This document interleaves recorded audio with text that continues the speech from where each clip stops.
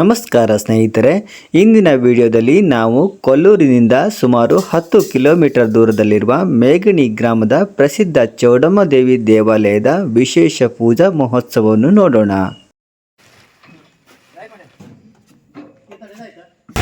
ಒಂದು 8 ಗಂಟೆ ಆಯಿತು, ಇವಾಗ ಬಂದಿದ್ದೀವಿ. ಎಲ್ಲ ಸೇರಿ ಬಟ್ಟೆಲ್ಲ ಐಟಮ್ ರೆಡಿ ಮಾಡ್ಕೊಳ್ತಾ ಇದ್ದಾರೆ. ಬೆಂಕಿ ಎಲ್ಲ ಹಾಕಿ ರೆಡಿ ಇದೆ.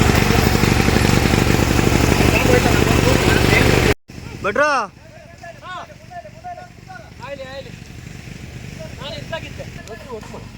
ನಸರಿ ಅದೇನಕ್ಕೆ ಬೇಡಿಕೆ ಇತ್ತಾ? ನೀವು ಜೇನು ಹೇಳಿದ್ದು, ನಸರಿ ಹೇಳಿಲ್ಲ.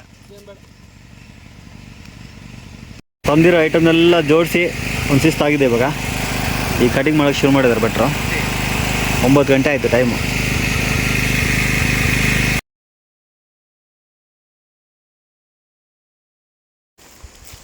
ಐಟಮ್ ಎಲ್ಲ ಜೋಡಿಸಾಯಿತು.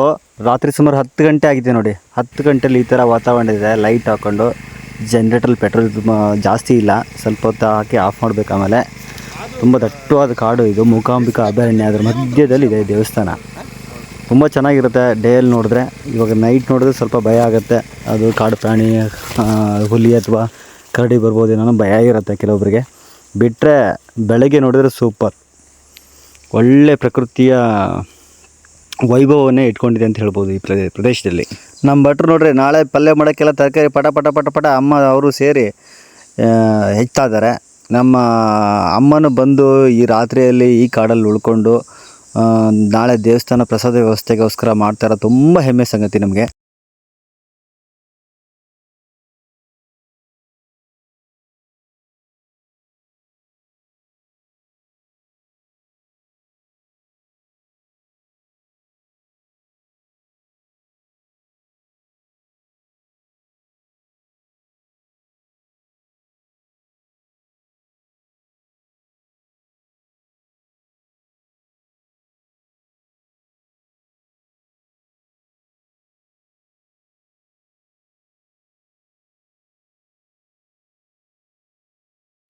ಎಂಟು ಗಂಟೆಗೆ ಬಂದು ಮಲಗಿದೀವಿ ಇಲ್ಲಿ. ಭಟ್ರು ಎಷ್ಟು ನಿದ್ದೆ ಮಾಡ್ರು ಅಂತ ಗೊತ್ತಿಲ್ಲ. ಸಂಪಾದನೆ ಸುಖಕರವಾದ ಊಟ. ಅದು ಕರಡಿ ಹುಲಿ ಯಾವ ಪ್ರಾಣಿ ಭಯನೂ ಇಲ್ಲ. ಬಾಲಭಟ್ರ ಕತೆ ಹೇಳ್ದೆ ಕೇಳಿ. ನಮ್ಮಲ್ಲಿ ಒಬ್ಬ ಮಾಸ್ತಿ ಅಜ್ಜಿ ಅಂತಿದ್ದ. ನಮಗಂತೂ ಒಳ್ಳೆ ಇದೇವಂತು. ಭಟ್ರು ಬೆಳಗ್ಗೆವರೆಗೂ ಮಾತಾಡ್ಯಾರ. ಇಲ್ಲಪ್ಪ, ನಾವು 12 ಗಂಟೆ ಅವ್ರಿಗೆ ಇಲ್ಲ. ಹೆದ್ರಿಗಿದ್ರೆ ಜೀವ ಅಲ್ಲ ಇದು. ಕಾನಾಗೆ ಮನೆಗೆ ಯಾರಿಗೆ ಮಂಜತ್ ಭಟ್ರ ಯಾರ ಎದ್ರ ಅಂತ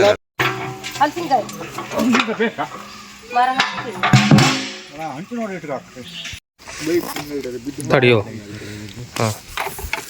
ನೋಡಿ, ಇದೊಂದು ಅದ್ಭುತವಾದ ಹಲಸಿನ ಮರ. ಈ ಕಾಡಲ್ಲಿ ಕಾರ್ಯಕ್ರಮಕ್ಕಾಗಿ ಬಂದಿದ್ದಾಗ ಒಂದು ಹಲಸಿನಕಾಯಿ ಕಂಡಿದೆ. ಈ ಹಲಸಿನಕಾಯಿಯನ್ನು ಇವತ್ತು ಅದ್ಭುತವಾಗಿ ಕಡಿದು ವೆಂಕಟೇಶ್ ಭಟ್ಟರವರು ಒಂದು ಸಾಂಬಾರನ್ನು ಮಾಡ್ತಿದ್ದಾರೆ.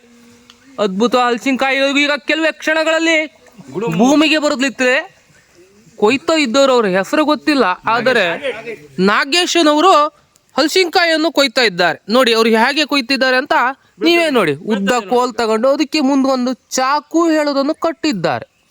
ಬರಲ್ಲ, ನೀವು ಹೇಳದೆ ಬರ್ತದೆ ಅದು ಹೇಗೆ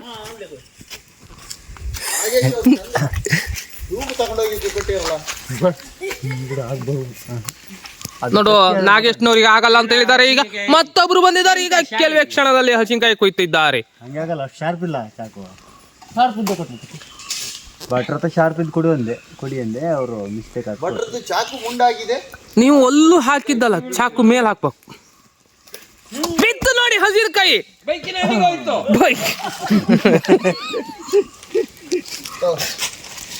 ನೋಡಿ ಅವರು ಚಡ್ಡಿ ಬಿಚ್ಚಿ ಮೇಲೆ ಎತ್ತುತ್ತಿದ್ದಾರೆ.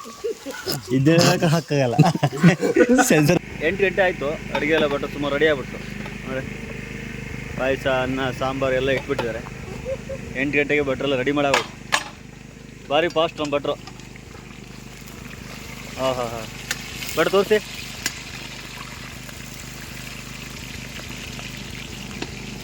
ರೆಡಿ ಆಗುತ್ತೆ ಅಡುಗೆ ಎಲ್ಲ. ರೆಡಿ ಆಗ್ಬಿಟ್ಟಿದೆ.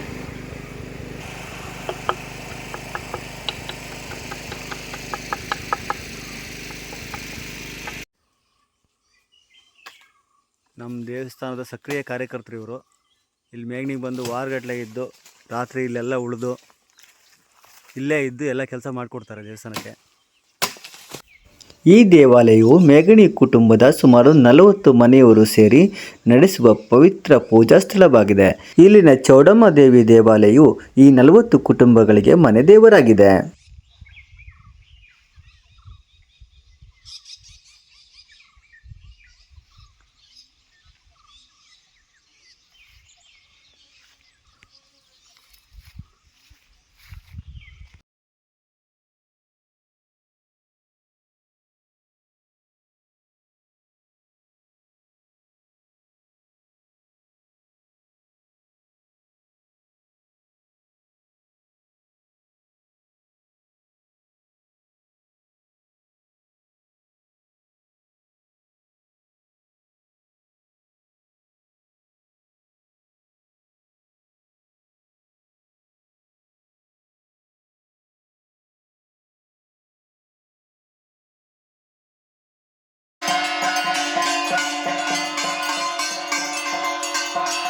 ಪ್ರತಿ ವರ್ಷ ನಡೆಯುವ ಈ ಮಹೋತ್ಸವದಲ್ಲಿ ವಿಶೇಷ ಪೂಜೆಗಳು, ಹೋಮ ಹವನಗಳು ಮತ್ತು ಭಜನೆಗಳು ನಡೆಯುತ್ತವೆ. ಗ್ರಾಮಸ್ಥರು ಹಾಗೂ ಮೇಗಣಿ ಕುಟುಂಬದ ಸರ್ವ ಮನೆಯವರು ಈ ಪೂಜೆಯಲ್ಲಿ ಭಾಗವಹಿಸುತ್ತಾರೆ. ಮಹೋತ್ಸವದ ಸಮಯದಲ್ಲಿ ದೇವಿಗೆ ವಿಶೇಷ ಅಲಂಕಾರ ಮಾಡಲಾಗುತ್ತದೆ. ದೀಪಗಳು, ಹೂವುಗಳು ಮತ್ತು ಸಾಂಪ್ರದಾಯಿಕ ಸಂಗೀತದಿಂದ ದೇವಸ್ಥಾನವು ಅದ್ಭುತವಾಗಿ ಕಂಗೊಳಿಸುತ್ತದೆ.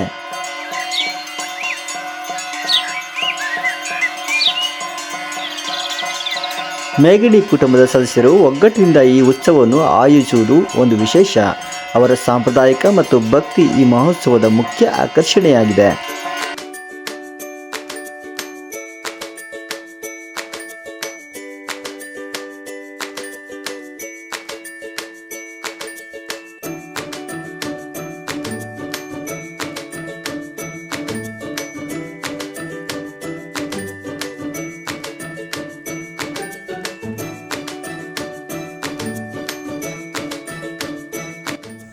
ಮೇಗಣಿ ಕುಟುಂಬದಲ್ಲಿ ಒಟ್ಟು 7 ವಿಭಾಗಗಳಿದ್ದು ಪ್ರತಿಯೊಂದು ವಿಭಾಗವು ತನ್ನದೇ ಆದ ಪರಂಪರೆ ಮತ್ತು ಜವಾಬ್ದಾರಿಯನ್ನು ಹೊಂದಿದೆ. ಈ ಜವಾಬ್ದಾರಿಯ ಮೂಲಕ ಈ ದೇವತಾ ಕಾರ್ಯಕ್ರಮವನ್ನು ಶತಮಾನಗಳಿಂದ ಯಶಸ್ವಿಯಾಗಿ ನಡೆಸಿಕೊಂಡು ಬರುತ್ತಿದೆ.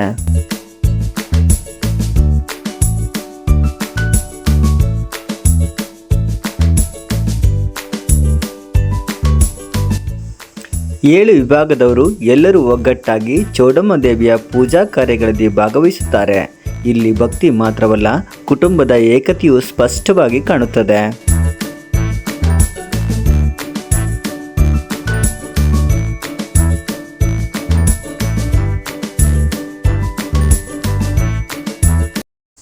ಚೌಡಮ್ಮ ದೇವಿ ದೇವಾಲಯಕ್ಕೆ ಬರಲು ಕೊಲ್ಲೂರಿನಿಂದ ರಸ್ತೆ ಮಾರ್ಗವಿದೆ. ಹಾಗೆಯೇ ಸುಳ್ಳಳ್ಳಿಯಿಂದ ಕೋಗಾರ್ ಮಾರ್ಗವಾಗಿ ಹೊಸಮನೆ ಮಾರ್ಗವಾಗಿ ನಡೆದುಕೊಂಡು ಬರುವ ಕಾಲದಾರಿ ಇದೆ. ಇದೊಂದು ದುರ್ಗಮ ಹಾದಿಯಾಗಿದ್ದು ಅದ್ಭುತ ಪ್ರಕೃತಿಯ ವಿಸ್ಮಯವನ್ನು ನೋಡಿಕೊಂಡು ನಡೆದುಕೊಂಡು ಬರಬಹುದು. ಕೊಲ್ಲೂರಿನಿಂದ ಬರುವವರು ಬೈಕ್ನಲ್ಲಿ ಅಥವಾ ಜೀಪ್ನಲ್ಲಿ ಬರಬೇಕು. ಇದೊಂದು ದುರ್ಗಮ ಹಾದಿಯಾಗಿದ್ದು ರಸ್ತೆಗಳು ತುಂಬ ಕ್ಲಿಷ್ಟಕರವಾಗಿವೆ. ಇಲ್ಲಿ ಬಂದ ಮೇಲೆ ದೇವಸ್ಥಾನದಲ್ಲಿ ಅದ್ಭುತವಾದ ಪ್ರಕೃತಿಯ ವಿಸ್ಮಯವನ್ನು ಕಣ್ತುಂಬಿಕೊಳ್ಳಬಹುದು.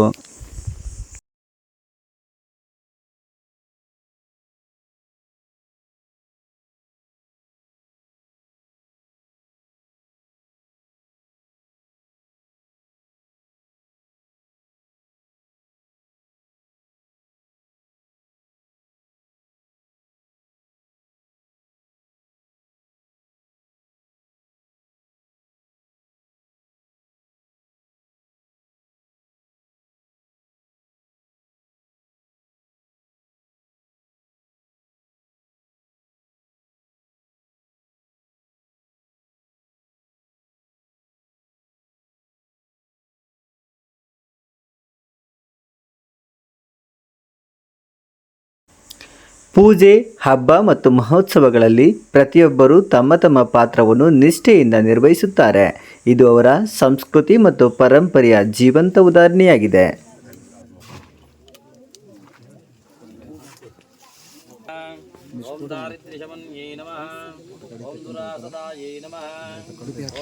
ಈ ರೀತಿಯ ಒಗ್ಗಟ್ಟು ಮತ್ತು ಸಹಕಾರದಿಂದ ದೇವತಾ ಕಾರ್ಯಗಳು ಇನ್ನಷ್ಟು ವೈಭವವಾಗಿ ನಡೆಯುತ್ತವೆ.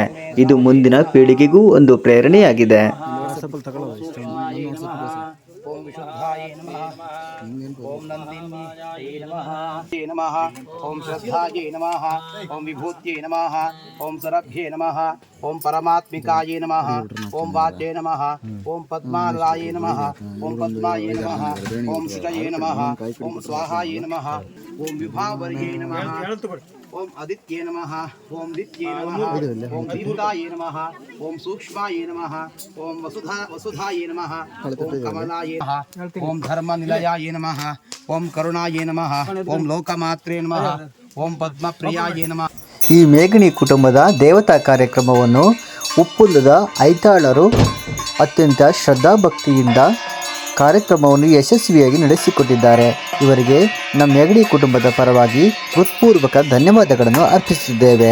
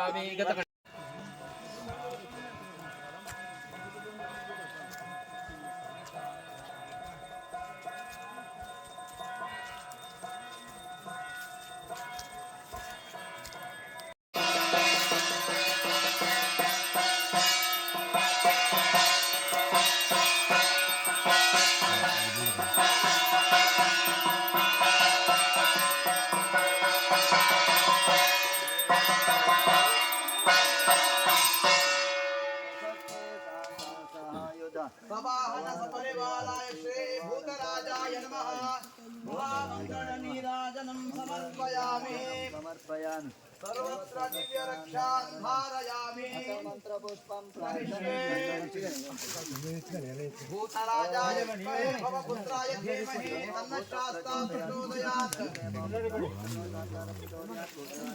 भवपुत्राय धीमहि तन्नो भूतराजः प्रचोदयात् प्रार्थना ಮಾಡ್ಕಣೆ वन्दे हरं वरदशोदकपादास्तं साभेति मत्रिसुतयोज्वलदेहनां वामो रूपेक्षतया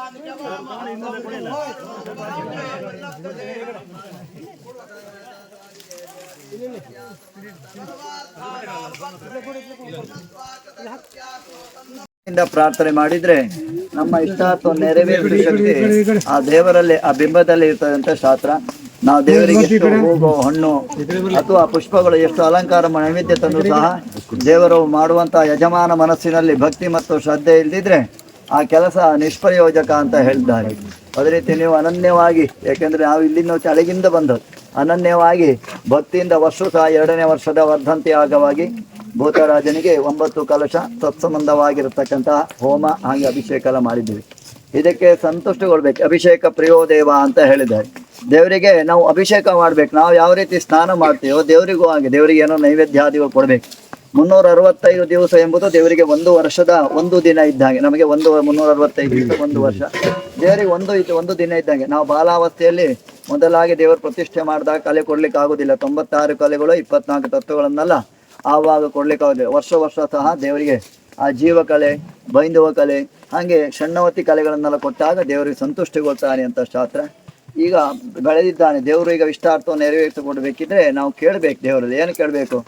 ನಮ್ಮ ಶ್ರದ್ಧಾ ಭಕ್ತಿ ಸಮನ್ವಿತ ಅಂತ ನಮ್ಮ ಇಷ್ಟಾರ್ಥವನ್ನು ಕೇಳಬೇಕು. ಮೊದಲಾಗಿ ನಮಗೆ ಆರೋಗ್ಯ ಭಾಗ್ಯ, ಹಾಗೆ ವಿದ್ಯಾಬುದ್ಧಿ ಮಾಡುವಂತಹ ವ್ಯವಹಾರದಲ್ಲಿ ಉನ್ನತಿ ಆಗುವಂತೆ ಹಾಗೆ ನಮ್ಮ ಇಷ್ಟಾರ್ಥವನ್ನು ಕೇಳಿಕೊಂಡಿದ್ದೆ ಆ ದೇವರಲ್ಲಿ. ಯಾಕೆಂದರೆ ಆ ಕಲಶದಲ್ಲಿ 96 ಲಾವಣೆ ಮಾಡಿ ದೇವರಿಗೆ ಅಭಿಷೇಕ ಮಾಡಿದಾಗ ದೇವರ ಸಂತುಷ್ಟಗೊಳ್ತೇವೆ. ನಾವು ಊಟ ಮಾಡಿದ ನಂತರ ಯಾವ ರೀತಿ ಹೊಟ್ಟೆ ತುಂಬಿದಂತ ಸಂತೋಷಗೊಳ್ತೇವೆ. ಯಾರು ಬಂದು ಬೇಡಿದರೆ ಒಂದು ಸ್ವಲ್ಪವೂ ಕೊಡ್ತೇವೆ, ಹೆಚ್ಚಾಗುವುದಿಲ್ಲ, ಸ್ವಲ್ಪವೂ ಕೊಡ್ತೇವೆ. ದೇವರಲ್ಲೂ ಹಾಗೆ ಅವನು ಸಂತೋಷದಲ್ಲಿದ್ದಾಗ ಅವನಲ್ಲಿ ಬೇಡಬೇಕು. ನಾವು ದೇವರಿಗೆ ಏನೂ ಕೊಡದೆ ಕೇಳಿದರೆ ದೇವರು ಏನು ಹೇಳ್ಸ್ಕೊಂತಾರೆ ಅಂತ ಹೇಳಿದ್ರೆ, ನನಗೆ ಕೊಡಲಿಲ್ಲ ಮತ್ತು ನಾವಿನಿಗೆ ಏನು ಕೊಡಬೇಕು ಅಂತ. ಪ್ರಪಂಚಮೇ ಸರ್ವಂತರ್ಯಾಮಿ ದೇವರು ಎಲ್ಲ ಕಡೆಯಲ್ಲೂ ಇದ್ದಾನೆ ಅಲ್ವಾ. ಅದೇ ರೀತಿ ಇವತ್ತು ದಿವಸ ಆ ಭೂತಕ್ಕೆ ದೇವರಿಗೆ ಅಭಿಷೇಕ ಮಾಡಿ ದೇವರನ್ನ ನೈವೇದ್ಯಾದಿಟ್ಟು ದೇವರನ್ನ ಸಂತುಷ್ಟಿಗೊಳ್ತಿದ್ದೇವೆ. ಇವಾಗ ನಾವು ಕೇಳಿಕೊಳ್ಳಬೇಕು ನಮ್ಮ ಇಷ್ಟ ವರ್ಷವೂ ಸಹ ಈಗ 2ನೇ ವರ್ಷದ ವರ್ಧಂತಿ ಆಗಿ ದೇವರಿಗೆ ಕಲಾ ತತ್ವ 9 ಹೋಮ 9 ನವಕಾದಿವಾಸ ಹೋಮ ಮಾಡಿ ದೇವರಿಗೆ ಅಭಿಷೇಕ ಮಾಡಿದ್ದೇವೆ. ಇದಕ್ಕೆ ಸಂತುಷ್ಟಗೊಂಡಂತಹ ದೇವತೆಗಳು ನಮಗೆ ನಮ್ಮ ಕುಟುಂಬಕ್ಕೆ ಹಾಗೆ ಭಕ್ತಾದಿಗಳು ಸಹ ಆಯುರ ಆರೋಗ್ಯ ಐಶ್ವರ್ಯ ವಿದ್ಯಾಬುದ್ಧಿ, ಮಕ್ಕಳ ಸಹ ಒಳ್ಳೆ ವಿದ್ಯಾಬುದ್ಧಿ, ಅವರವರು ಮಾಡುವಂತಹ ಉದ್ಯೋಗ ವ್ಯವಹಾರದಲ್ಲಿ ದಿನೇ ಅಭಿವೃದ್ಧಿ, ವರ್ಷವೂ ಸಹ ಇದಕ್ಕಿಂತ ಹೆಚ್ಚಿನ ಸೇವೆ ಕೊಡುವಂತಹ ಸದ್ಭಕ್ತಿ, ಸತ್ಪ್ರೇರಣೆ, ಸದ್ಧನವನ್ನು ನಮ್ಮ ಕುಟುಂಬಕ್ಕೆ ಅನುಗ್ರಹಿಸಿ ಅನವರತು ಸಹ ಅವನ ಸೇವೆ ಮಾಡುವಂತಹ ಎಲ್ಲರಿಗೂ ಸಹ ಭಕ್ತಿ ಧನ ಸಂಪತ್ತೆಲ್ಲ ಕೊಡಬೇಕು ಅಂತ ಭಕ್ತಿಯಿಂದ ಅವನನ್ನೇ ಆ ಭೂತರಾಜನ ಪ್ರಾರ್ಥನೆ ಮಾಡಿ ಅಕ್ಷತೆ ಹಾಕಿ ದೇವರನ್ನು ನಮಸ್ಕಾರ ಮಾಡಿಬಿಡಿ. ದೇವತಾ ಭೂತರಾಜ ಪಾದಕ್ಕೆ ಗೋವಿಂದ ಪಾರ್ವತಿ ಬಲಿದಾನ ಕರ್ಮಕಾರಿ ಯಾನಿ ಕಾನಿ ಪಾಪಾನಿ ಜನ್ಮಾಂತರಗ್ರಾನಿ ಚ ತಾನಿ ತಾನಿ ವಿನಶ್ಯಂತೆ ಪ್ರದಕ್ಷಿಣಂ ಪದೇ ಪದೇ ಭಗವತೆ ಭೂತರಾಜಾಯ ಪಾಪ ಸಂಭವಃ ಪ್ರಾಣಿನಾಂ ಕೃಪಯಾ ದೇವ ಶರಣಾಗತ ವತ್ಸಲ ನಾಸ್ತಿ ಹೇ ಭೂತರಾಜ ಮಮ್ಮಲಿ ಗಂಡ ರಕ್ಷಾಚಯತ್ತಾನೆ ತೆರೆ ಕುರು ಭೂತರಾಜಾಯ ನಮಃ. ಇಮಂ ಬಲಿಂ ಸಮರ್ಪಯಾಮಿ ಅನೇನ ಬಲಿದಾನ ಕರ್ಮಣ ಭಗವಂತ ಭೂತರಾಜ ಪ್ರಿಯತಾಂ ತೀರ್ಥ ತಕಂಕೆ ಬ್ರಹ್ಮಾತ್ಮನಂ ಬ್ರಹ್ಮ ಈ ಬ್ರಹ್ಮಜ್ಞೋ ಬ್ರಹ್ಮವರಲ್ಲಿ ಯಜಮಾನರು ಬನ್ನಿ ನಿಮ್ಮ ಯಜಮಾನರಿಗೆ ಅವರೀಗ ಬ್ರಹ್ಮಾತ್ಮನೋ ಬ್ರಹ್ಮಣಾಹುತಂ ಬ್ರಹ್ಮ ಮುಟ್ಕೊಳ್ಳಿ. ಬ್ರಹ್ಮ ಇವತ್ತೇನ ಗಂತವ್ಯಂ ಬ್ರಹ್ಮ ಕರ್ಮತಮಾದೀನಾಂ ಕಾಯೇನ ವಾಚಾ ಮನಸೇಂದ್ರಿಯರ್ವಾ ಬುದ್ಧ್ಯಾತ್ಮನಾ ವಾ ಪ್ರಗತಿ ಸ್ವಭಾವಾತ್.